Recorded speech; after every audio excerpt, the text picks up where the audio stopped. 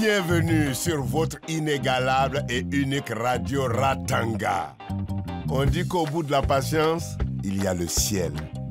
Eh oui les amis, la première vertu de l'homme, c'est de savoir attendre. Et la seconde, c'est d'agir. Il est bien vrai que l'on n'obtient pas justice en restant les bras croisés. Maga, la mort de ta petite Caro a abîmé ton cœur. Mais est-ce que les événements sauront le consoler? Amis de Ratanga et d'ailleurs, on y va alors. Je rappelle à tous que le protocole de la Charte africaine des droits des peuples et des hommes relatif aux droits des femmes en Afrique, qui a été adopté en 2003, interdit toute forme de mutilation génitale féminine, dont l'excision. Maintenant, j'appelle la plaignante à la barre.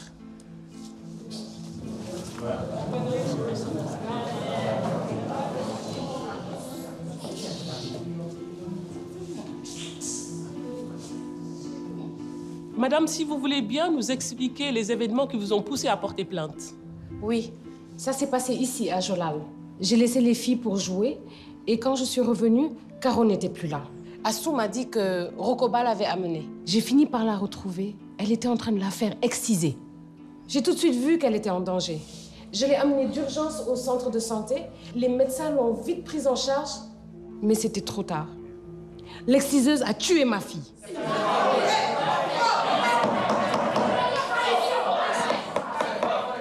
Merci, veuillez regagner votre place. Silence! Madame qui officier en tant qu'exciseuse, venez à la barre nous donner votre version des faits.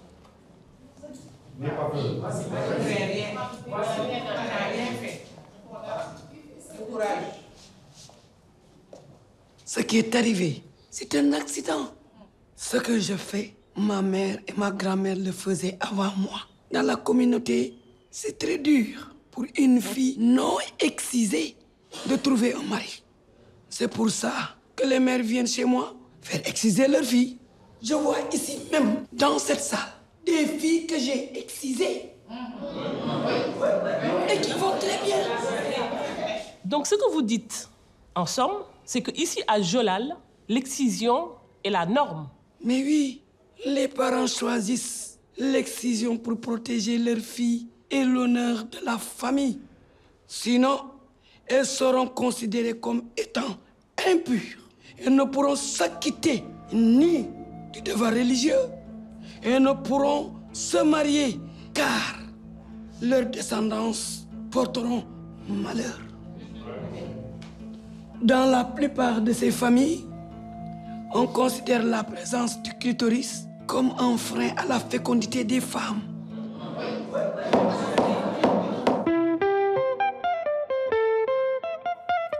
C'est la vie à Ratanga, c'est la vie à Ratanga, c'est la vie à Ratanga, Ratanga, that's life. C'est la vie à Ratanga.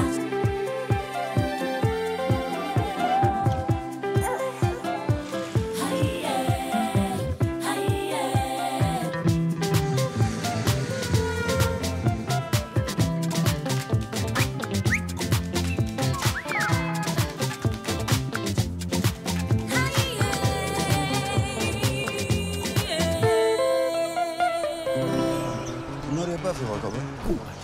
Vous n'avez pas vu Rokoba? Maintenant, je vais appeler le principal témoin à charge. Il s'agit de Rokoba. Rokoba, est-ce que Rokoba est parmi nous aujourd'hui? Bon, en l'absence de Rokoba, je vais... Attendez. Je veux témoigner moi aussi. Je suis le père de Caro et j'ai le droit de m'exprimer. Bon, ce n'était pas vraiment prévu, mais en l'absence de Rokoba, je vais vous donner la parole. J'étais pour l'excision de ma fille. Je suis de ce village et je respecte la tradition. J'ai été élevé comme ça, dans le respect. Pas dans le respect des lois, apparemment. Vu le temps que tu as passé en prison. Vos paroles ne m'atteignent pas. J'ai déjà purgé ma peine. Je fais tout pour sauver l'honneur de ma famille, de mes filles. Mais contrairement à Magar, leur mère, qui ne fait que le salir, avec son mode de vie douteux. Merci, monsieur.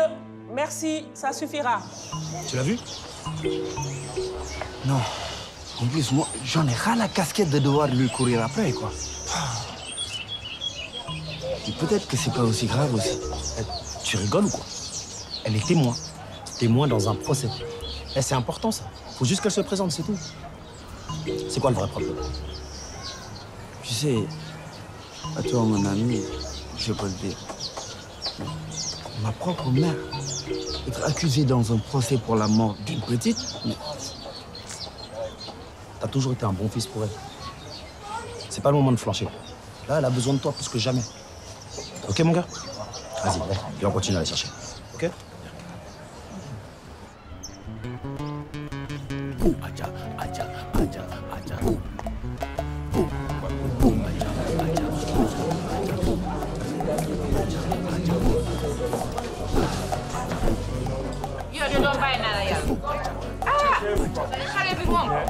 Oh là là, regardez-moi ce bazar, ce procès. Je n'aurais pas dû venir, moi. Non, tu ne dois pas te soustraire à la loi. Tu n'es pas une criminelle, toi aussi. Hein? T'as là raison. Fuir, c'est attirer les ennuis. J'appelle à nouveau à la barre Rokoba, membre de la famille de Caro, et présente au moment des faits.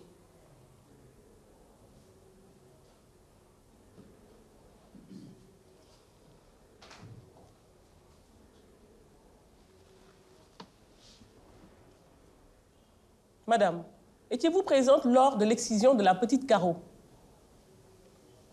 J'aimerais une réponse orale, s'il vous plaît.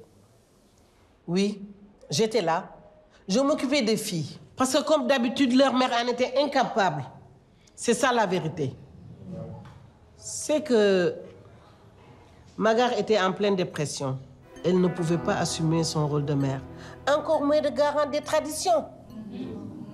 Magar, confirmez-vous les propos de Rokoba? Je confirme que j'ai eu tort, Madame le juge. J'ai eu tort de n'être pas arrivée à temps pour sauver Caro de Rokoba et de cette exciseuse. Où sont vos filles aujourd'hui, Magar? Encore confiées à quelqu'un d'autre, comme au village, parce que vous aviez perdu la raison. Avec tout ce qu'elles ont subi ici au village, il est hors de question que Sira et Astou reviennent ici. Je ne vais pas prendre le risque qu'il leur arrive la même chose qu'à Caro. J'étais toujours bien heureuse à Jolal. Et tes filles aussi. Personne n'a rien fait à Jolal pour protéger Caro. Personne n'a rien fait ici pour respecter la loi.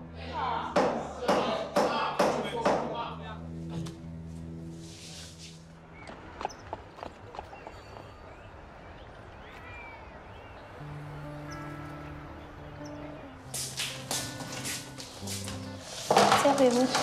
Merci beaucoup. Ah, tu sais, Maga, tu devais aller voir la féticheuse si tu ne te sens pas bien. Ah non, je ne lui fais pas confiance à cette femme. Elle m'a fouettée. Elle m'a humiliée. C'était quand Rokoba voulait faire sortir le mal en moi, soi-disant. Non, je ne peux pas y aller.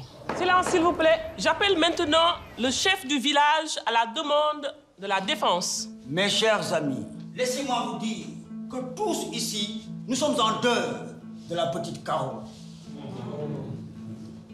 Personne à Jolal n'a jamais souhaité la mort d'un enfant.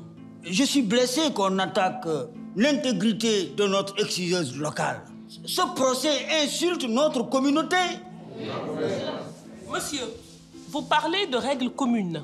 Je vous rappelle que le respect des traditions doit être en accord avec le respect des lois. On est d'accord? Oui, depuis que je suis chef, les traditions et les lois ont toujours été respectées ici à Jolal. Je le jure. Et le droit à la vie, vous le respectez aussi?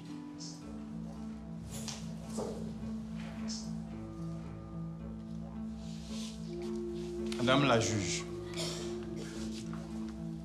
ne peut-on pas simplement admettre que ce procès ne répond qu'au souhait de Magar de se venger? Souhait absurde, car ici, tout le monde regrette la mort de Caro. Silence! Je fais évacuer la salle.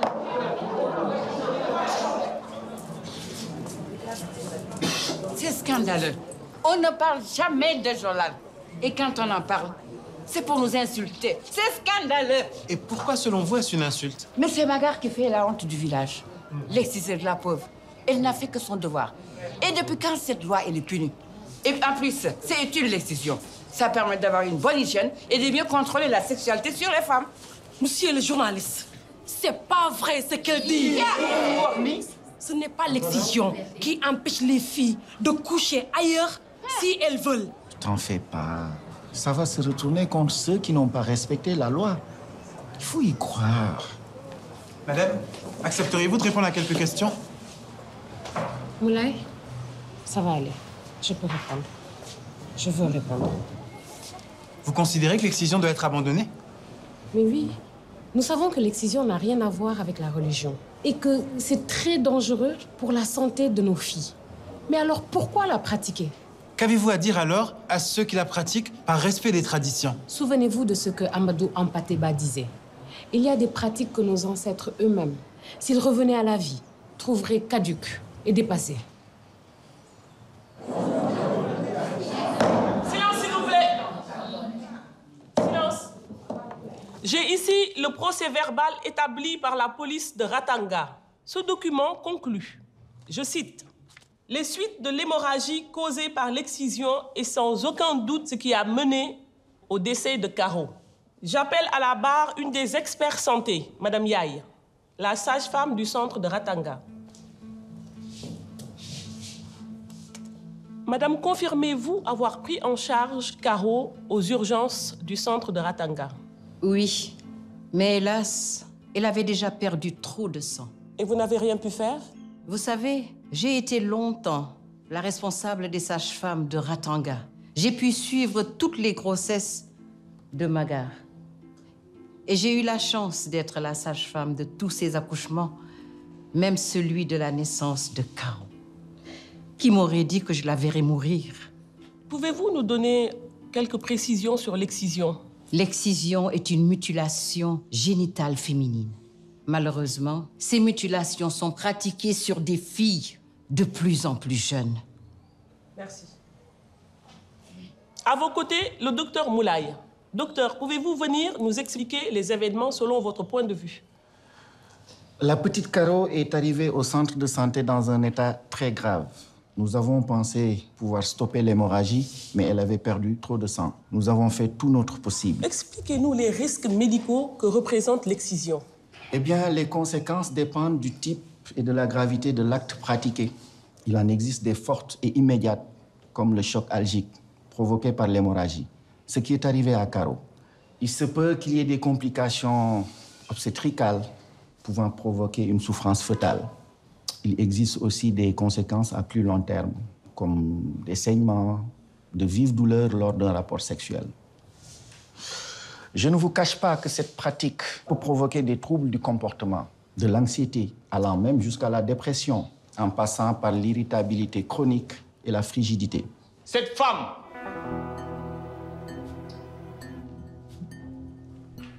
cette femme-là, dont je suis le père des 3 filles, elle a un nouvel homme dans sa vie. Alors que moi, le chef de famille, je n'ai pas encore divorcé. Cet homme est ici dans la salle.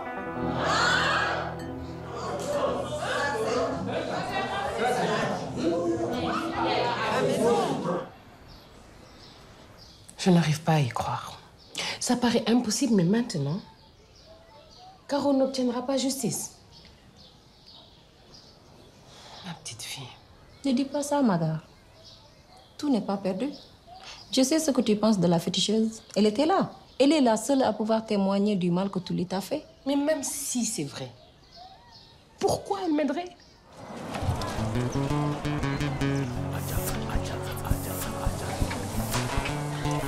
Venez les filles, j'ai quelque chose à vous dire. Écoutez-moi bien. Montala, ce n'est pas n'importe qui. Attention, il est en pleine santé. Il gagne bien sa vie. Et c'est un garçon sérieux. Ce n'est pas nous qui sommes devant la juge aujourd'hui. Je suis honnête, moi, et je ne trompe pas là-dedans. Bon, d'impoli. Vous ne méritez pas mon fils. Moi, ça m'intéresse. Vous savez, il n'y a plus beaucoup d'hommes sérieux à épouser au village. J'ai toujours rêvé de citadin. C'est plus chic. Tu as bien raison. Mais ces deux-là, elles n'ont rien compris. Si tu témoignes pour moi au procès, je te présenterai mon talent. D'accord. Et qu'est-ce que je dois dire?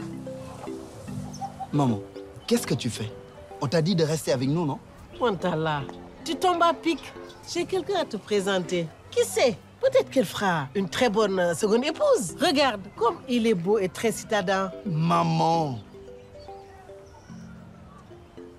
Bon, ok. J'accepte de discuter avec elle. Si tu me promets de retourner tout de suite dans la salle municipale. Ok? Viens, viens, viens. Viens. Ce n'est pas contre toi. Mais j'aime ma femme. Et je ne cherche absolument pas du tout de seconde épouse. Mais je serai très discrète, je te promets.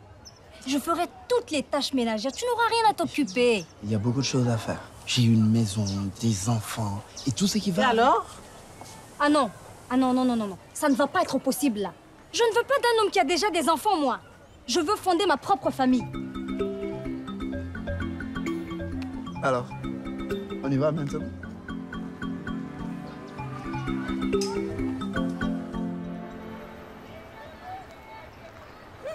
Je n'oublie jamais un regard, surtout celui d'une âme meurtrie. Mais je ne pensais plus te revoir un jour. Celle que j'ai connue à l'époque n'était plus que l'ombre d'elle-même. Elle ne pouvait pas sortir de chez elle. Elle vivait sous surveillance. On l'a frappée. Tu sais, tu as changé Magar. Touli m'a forcé. Ça m'a empêché de vivre, de protéger mes filles, de protéger Caro. Maintenant que tu as compris tes contradictions, tu devrais arrêter de te sentir coupable. Ce n'est pas ta faute que Carole est morte. Vous avez raison. Si je pars coupable, je pars vaincue.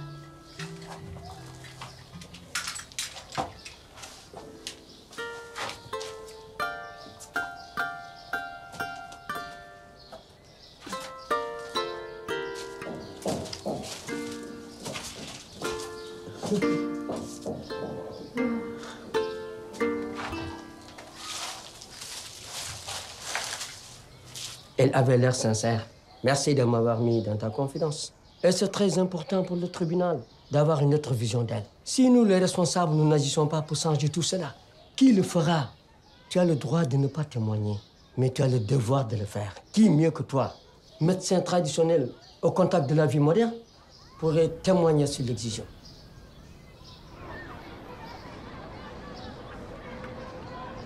J'aimerais rappeler à chacun d'entre vous ici que les autorités conviennent que l'excision est une convention sociale et que son abandon à grande échelle passe par un dialogue avec les communautés. Aussi, il ne faut pas que les habitants de Jolal se sentent menacés. Au contraire, ce procès se déroule ici pour les aider à prendre conscience qu'il est important qu'ils abandonnent ces pratiques. Est-ce que quelqu'un a quelque chose de spécial à rajouter avant le démarrage officiel de cette audience? Moi, madame. J'aimerais ici rappeler que ma cliente, ici présente, n'a fait que protéger ses enfants. Sa famille compte beaucoup pour elle, quoi qu'on dise sur le respect ou le non-respect des traditions. Et le prochain témoin se portera garant de sa bonne volonté. Dans ce cas, j'appelle la féticheuse du village à la barre.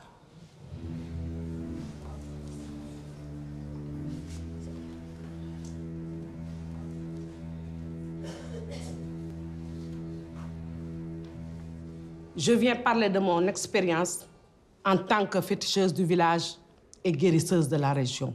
Je suis garante du respect des traditions et des ancêtres. Je connais bien Magar et sa famille. Je les ai aidés par le passé. Quand Magar a rencontré des difficultés dans son couple, elle a lutté. Elle m'a demandé conseil. Elle a été vaillante. Je regrette ce qui est arrivé à la fille de Magar. Mais malheureusement, ça ne sera pas la première ni la dernière. tant qu'on continuera à exciser les petites filles. Je le sais. J'ai dû guérir beaucoup de femmes en souffrance après des excisions. Je connais bien les habitants du village. Je sais que vous respectez les traditions. Mais si vous pensez que l'excision favorise la fécondité, vous vous trompez. Pour le bien-être de tous, je pense que cette pratique devrait être abandonnée. Silence. L'excision tue des femmes.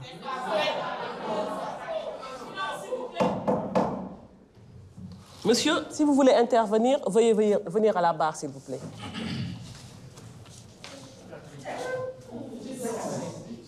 Nous, chefs religieux, nous avons un rôle à jouer dans l'éradication de ces pratiques nocives pour nos enfants. L'excision n'est pas un bénéfice, mais c'est un danger. Elle n'a pas de justification dans le Coran. Elle ne respecte pas la transmission du prophète, sallallahu alayhi wa sallam. Le prophète Mohammed, sallallahu alayhi wa sallam, a dit « Pas de nuisance, ni à soi-même, ni à autrui. »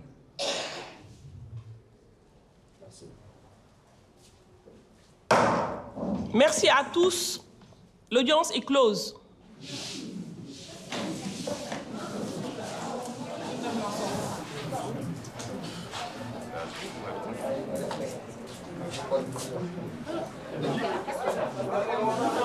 C'est un blanc.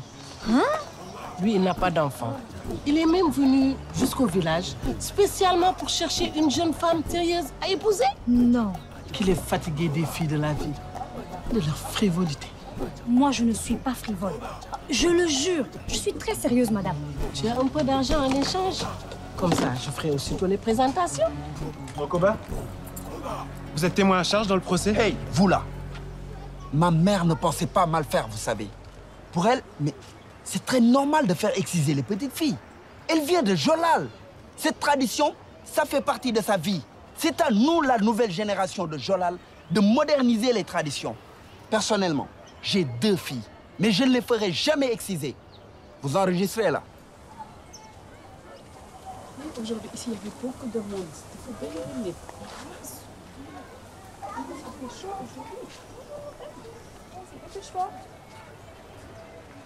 Et dis, ce ne serait pas toi le blanc dont parlait Rokoba?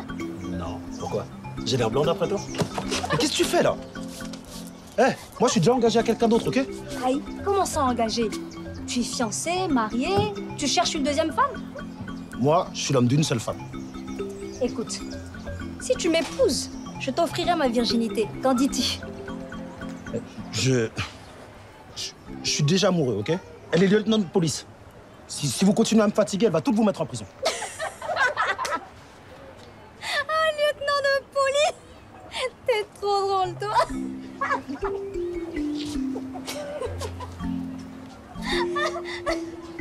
Ouais. Il est fou. Le jury ayant pris sa décision, veuillez vous lever pour entendre le délibéré.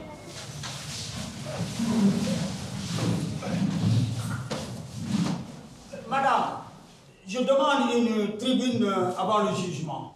Tribune accordée. Mais je vous avertis, cette intervention est à titre informatif et n'influence en rien le jugement.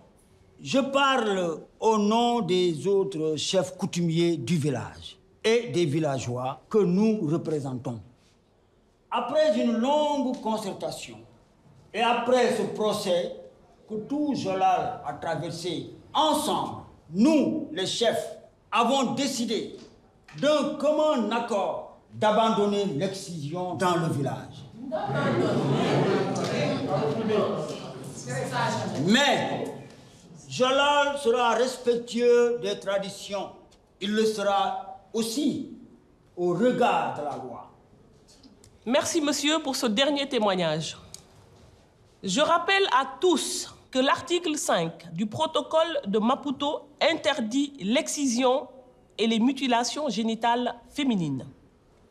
Après délibération, la Cour et les jurés ont jugé l'exciseuse de Caro responsable de sa mort. Je la condamne donc à une peine de 5 ans de prison ferme.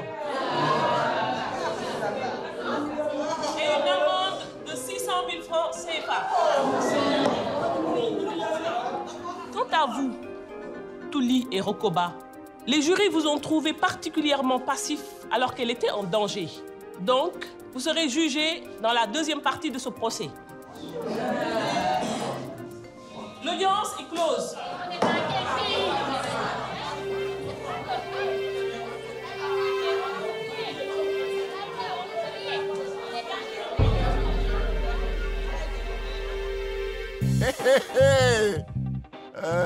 On dit que le mensonge donne des fleurs, mais il ne donne pas de fruits.